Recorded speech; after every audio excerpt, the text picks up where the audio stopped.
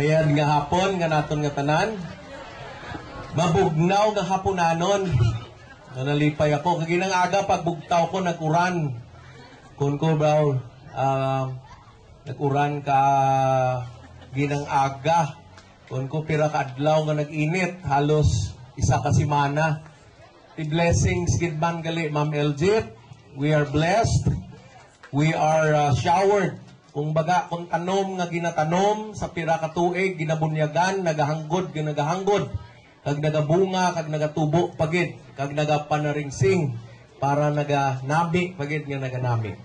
So, I'm very happy nga nakita naton how Pasig City College have grown from the very start, a few numbers, and now we are at a good start of 2012 to 11 to 12 school year nga mas manami dugid ya aton nga mga numbers of students. So, si Tuto no Jesri, I am very, very proud of all of you. I know we have been consistent sa aton nga mga graduates ng Pasig City College, and every one of them, the city officials, are very proud of you. Everybody who graduates here in Pasig City will always be recognized. And these are the things that we are proud of. And they are here. Some of them are here right now. And most of them are working and now looking for a greener pasture. So anyway, kagina nagapamati ako kang inyong presentation sa nakalain-lain nga mga departments. And I am very proud of you. Naduro lang, no? May mga paghigugmahanay, may dayan man nga mga saot-saot sa baso, may dayan nga mga Latino nga saot, may dayan man ana ka mga native nga mga costumes, etc., etc. And all of these things are part of your creative minds, creativity and imagination. And that is how life should be treated. You have to be imaginative. You have to think what is best, what is better, and what will become next. You should not stop thinking of what you think is more productive and more beautiful in life.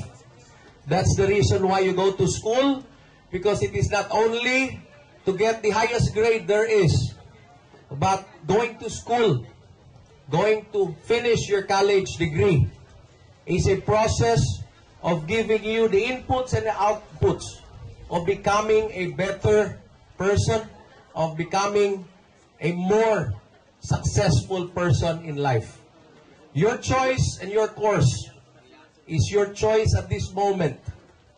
When you go out there in open field, you might kick off with what you have decided to take as a teacher, as an IT, as a hotel and restaurant graduate, but you still will not know and will not be determined whether you will pursue what course you have taken. But what is important is what you have presented here on stage and in your classroom. That what you become in the future is your own making. That is the essence of the college and the school. That is why in 2005, when Mayor Elizabeth Chavez started implementing the City College, I know by heart that the purpose is genuine and the purpose is sincere. When we went back in 1999, when we created the 25 years development plan, the priority of Mayor Jesri Palmares in his last term in office during that term was always to create a school, a college for everybody here in Pasig City so that it will be affordable, it would be accessible, and it would be part and parcel of the city itself as we grow. And that Mayor Chavez have initiated all of these things. And I am happy and proud that what we have started have grown and what we have become at this time is already blooming. I told Lardy, one of our beautiful judges, to take a picture and to take a video of what we have right now. Because all of these things will be in our past in the next few months, in the next few years. Because there is no way but up, no way but to construct and to fix and make these facilities better. Each year, each month, each day, we have to think forward. And what we have here right now, by summertime of 2012, we will fix up things here that would be more beneficial to all the students in the next preceding years and would be proud of bilang PCC graduate of 2013, 2014, and so on and so forth.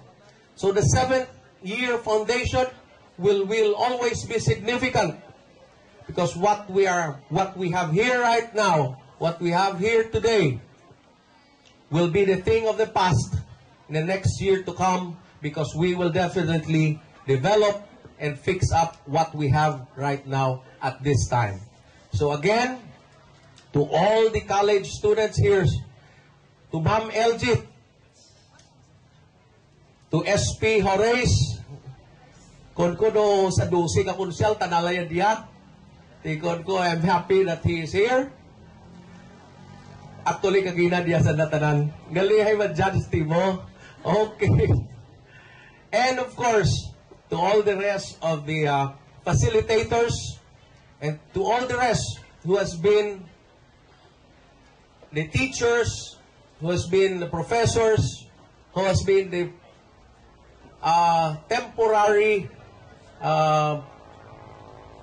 teachers of PCC, part-time teachers. You are the unsung heroes of this institution.